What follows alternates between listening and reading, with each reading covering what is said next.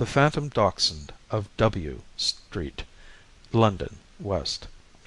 In letter number 1 my correspondent writes: Though I am by no means overindulgent to dogs, the latter generally greet me very effusively, and it would seem that there is something in my individuality that is peculiarly attractive to them. This being so, I was not greatly surprised one day, when in the immediate neighbourhood of X Street, to find myself persistently followed by a rough-haired dachshund wearing a gaudy yellow collar. I tried to scare it away by shaking my sunshade at it, but all to no purpose. It came resolutely on, and I was beginning to despair of getting rid of it, when I came to X Street, where my husband once practised as an oculist. There it suddenly altered its tactics, and, instead of keeping at my heels, became my conductor, forging slowly ahead with a gliding motion that both puzzled and fascinated me. I furthermore observed that notwithstanding the temperature (it was not a whit less than 90° in the shade), the legs and stomach of the dachshund were covered with mud and dripping with water. When it came to number 90 it halted, and veering swiftly round, eyed me in the strangest manner, just as if it had some secret it was bursting to disclose. It remained in this attitude until I was within 2 or 3 feet of it, certainly not more, when, to my unlimited amazement, it absolutely vanished, melted away into thin air. The iron gate leading to the area was closed, so that there was nowhere for it to have hidden; and, besides, I was almost bending over it at the time, as I wanted to read the name on its collar. There being no one near at hand, I could not obtain a second opinion, and so came away wondering whether what I had seen was actually a phantasm or a mere hallucination.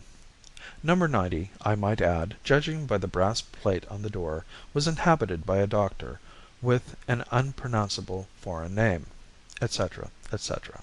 I think one cannot help attaching a great deal of importance to what this lady says, as her language is strictly moderate throughout, and because she does not seem to have been biassed by any special views on the subject of animal futurity.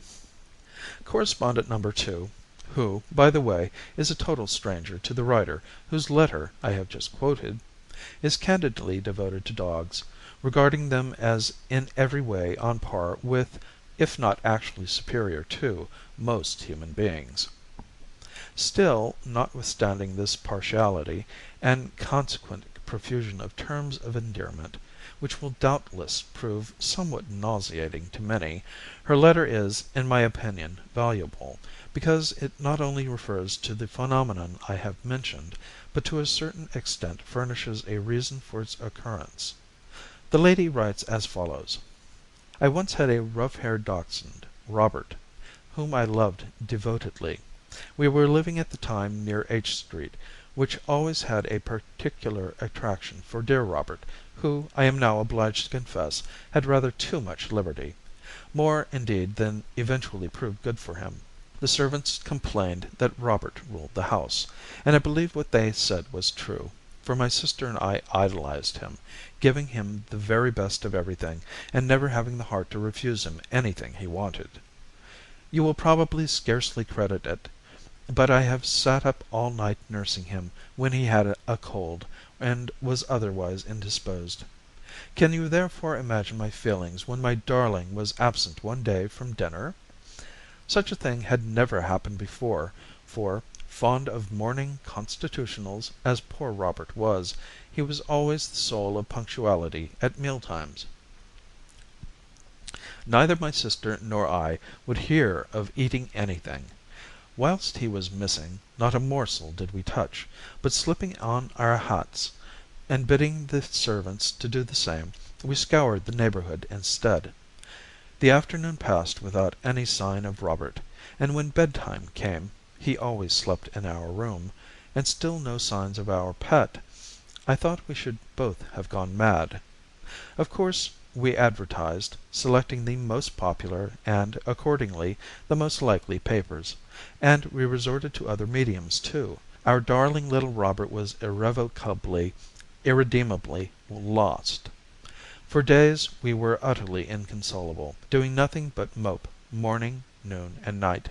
I cannot tell you how forlorn we felt, nor how long we should have remained in that state but for an incident which, although revealing the terrible manner of his death, gave us every reason to feel sure we were not parted from him for all time, but would meet again in the great hereafter.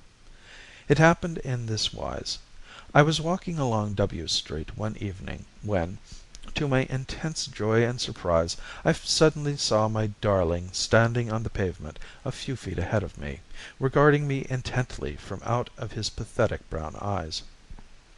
A sensation of extreme coldness now stole over me, and I noticed with something akin to shock that, in spite of the hot, dry weather, Robert looked as if he had been in the rain for hours. He wore the bright yellow collar I had bought him shortly before his disappearance, so that had there been any doubt as to his identity, that would have removed it instantly. On my calling to him he turned quickly round, and, with a slight gesture of the head as if bidding me to follow, he glided forward.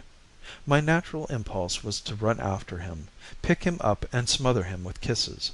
But try as hard as I could not diminish the distance between us, although he never appeared to alter his pace. I was quite out of breath by the time we reached H Street, where, to my surprise, he stopped at number 90, and, turning round again, gazed at me in the most beseeching manner. I can't describe that look. Suffice it to say that no human eyes could have been more expressive. But of what beyond the most profound love and sorrow I cannot, I dare not, attempt to state. I have pondered upon it through the whole of a midsummer night, but not even the severest of my mental efforts have enabled me to solve it to my satisfaction. Could I but do that, I feel I should have fathomed the greatest of all mysteries, the mystery of life and death. I do not know for how long we stood there looking at one another. It may have been minutes or hours, or, again, but a few paltry seconds. He took the initiative from me, for, as I leaped forward to raise him in my arms, he glided through the stone steps into the area. Convinced now that what I beheld was Robert's apparition, I determined to see this strange affair through to the bitter end, and, entering the gate, I also went down into the area. The phantom had come to an abrupt halt by the side of a low wooden box, and as I foolishly made an abortive attempt to reach it with my hand, it vanished instantaneously. I searched the area thoroughly, and was assured that there was no outlet, save by the steps I had just descended, and no hole, nor nook, nor cranny where anything the size of Robert could be completely hidden from sight. What did it all mean?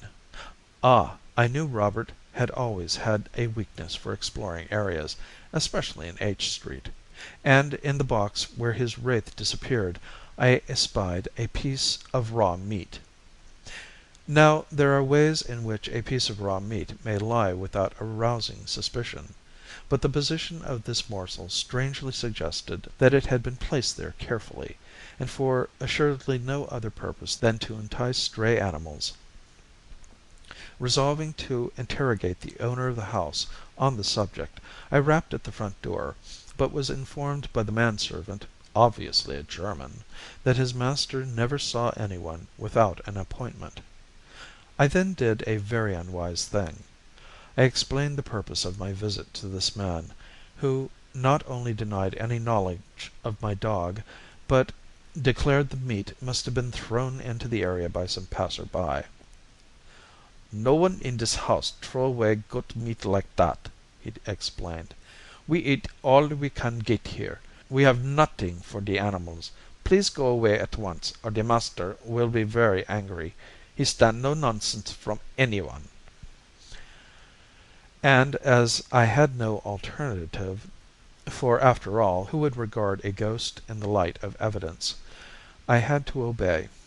I found out, however, from a medical friend that number 90 was tenanted by Mr. K., an Anglo-German who was deemed a very clever fellow at a certain London hospital where he was often occupied in vivisection.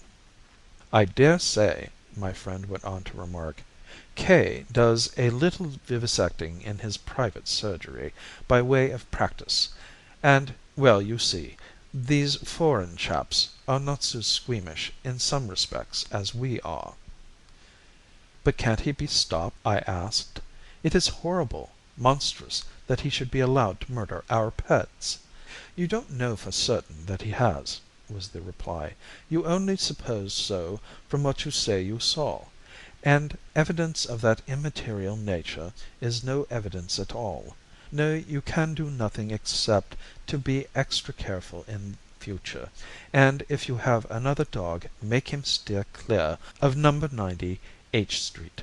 I was sensible enough to see that he was right, and the matter dropped.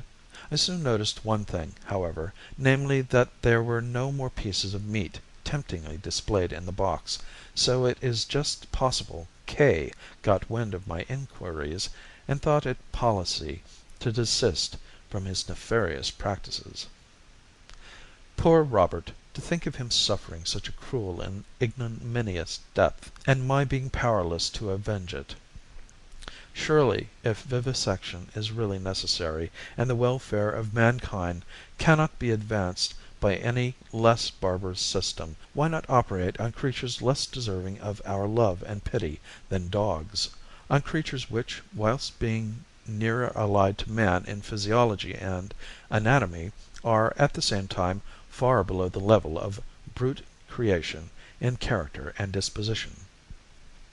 For example, why not experiment on wife beaters and cowardly street ruffians, and, one might reasonably add, on all those pseudo humanitarians who, by their constant petitions to Parliament for the abolition of the lash, encourage every form of blackguardism and bestiality. This concludes the letter of correspondent number 2, and with the sentiment in the closing paragraphs I must say I heartily agree, only I should like to add a few more people to the list. One other case of haunting of this type is taken from my same work. "One All Hallowe'en," wrote a Mrs. Sebwim, "I was staying with some friends in Hampstead, and we amused ourselves, by working spells, to commemorate the night. There is one spell in which one walks alone down a path sowing hemp seed, and repeating some fantastic words, when one is supposed to see those that are destined to come into one's life in the near future. Eager to put this spell to the test, I went into the garden by myself, and, walking boldly along a path, bordered on each side by evergreens, sprinkled hemp seed lavishly.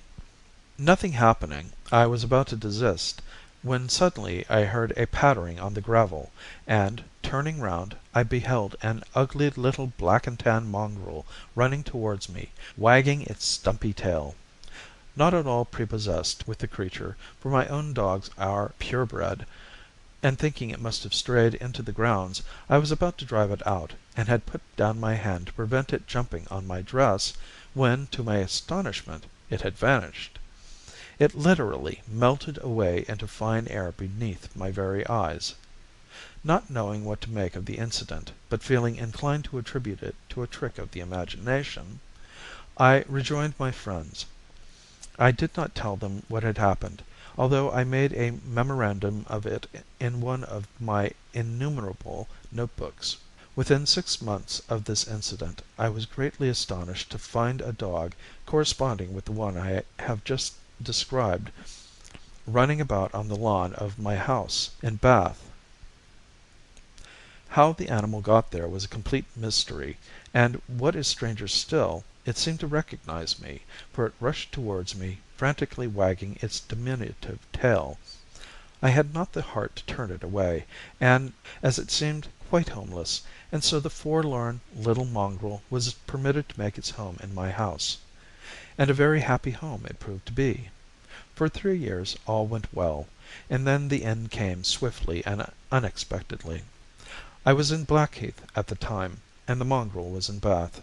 It was All Hallowe'en, but there was no hempseed sowing, for no one in the house but myself took the slightest interest in anything appertaining to the superphysical or mystic.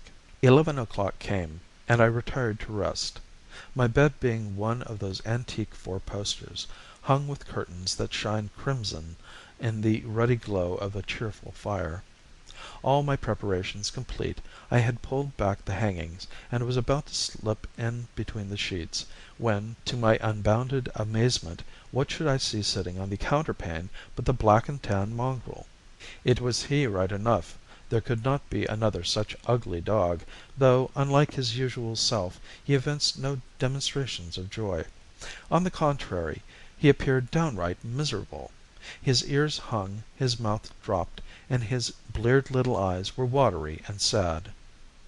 Greatly perplexed, if not alarmed, at so extraordinary a phenomenon, I nevertheless felt constrained to put out my hand to comfort him, when, as I had half anticipated, he immediately vanished. 2 days later I received a letter from Bath, and in a postscript I read that the mongrel (we never called it by any other name) had been run over and killed by a motor, the accident occurring on All Hallowe'en, about 11 o'clock. Of course, my sister wrote, you won't mind very much, it was so extremely ugly, and, well, we were only too glad it was none of the other dogs. But my sister was wrong, for notwithstanding its unsightly appearance and hopeless lack of breed, I had grown to like that little black and tan more than any of my rare and choice pets. End of The Phantom Dachshund of W. Street, London, W. by Elliot O'Donnell.